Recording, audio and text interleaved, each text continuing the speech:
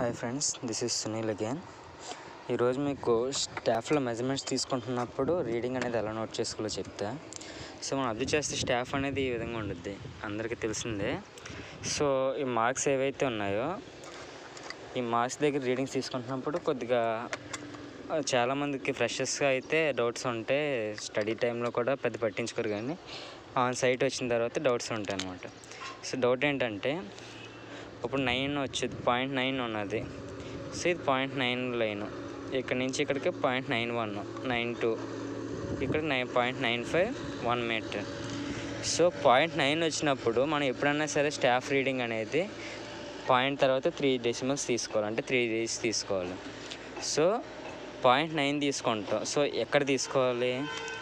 Bottom edge ఉన్నది కదా, so ఈ బాటమ్ లైన్ కనుక ఏదైతే బాటమ్ లైన్ ఉన్నదో ఈ లైన్ టచ్ అవుతున్నప్పుడు 0.9, ఈ లైన్ నుంచి ఈ లైను అంటే దాని యొక్క థిక్నెస్ వచ్చేటప్పుడు 5 mm ఉండుద్ది, మధ్యలో గ్యాప్ వచ్చేటప్పుడు 5 mm ఉండుద్ది.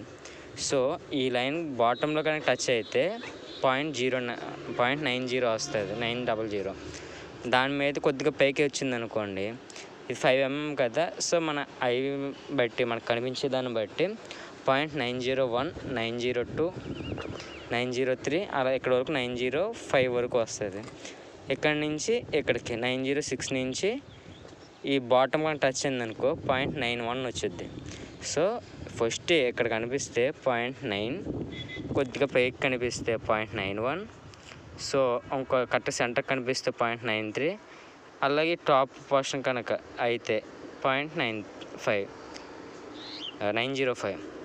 ఆ విధంగా ఇక్కడ నుంచి వైట్ లైన్ మధ్యలో వైట్ ఉన్నది కదా, వైట్ గ్యాప్లో కనుక వచ్చిందంటే 0.906, 907, 908, 909.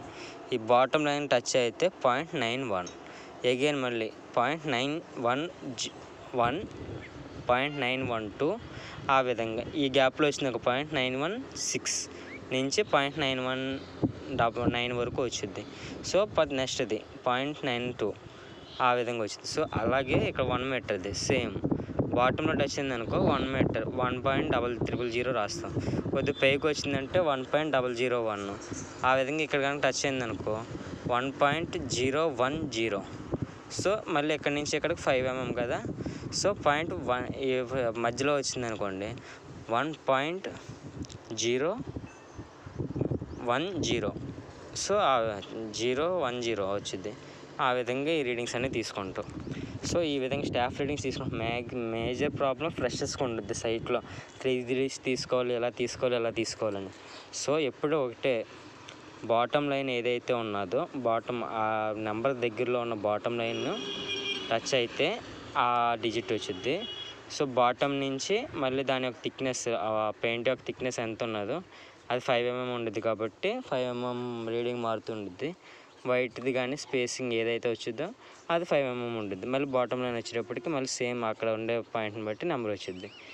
సో ఈ విధంగా మన స్టాఫ్ రీడింగ్స్ అనేది తీసుకోవాలి. Thank you for watching. ఈ ఫ్రెషర్స్కి బాగా యూజ్ అయ్యే వీడియో కాబట్టి ఫ్రెషర్స్ ఎవరైనా ఉంటే వాళ్ళకి ఫార్వర్డ్ చేయండి. మీకు దీంట్లో ఏదైనా డౌట్స్ ఉంటే కింద కామెంట్ సెక్షన్లో కామెంట్ చేయండి. Thanks for watching.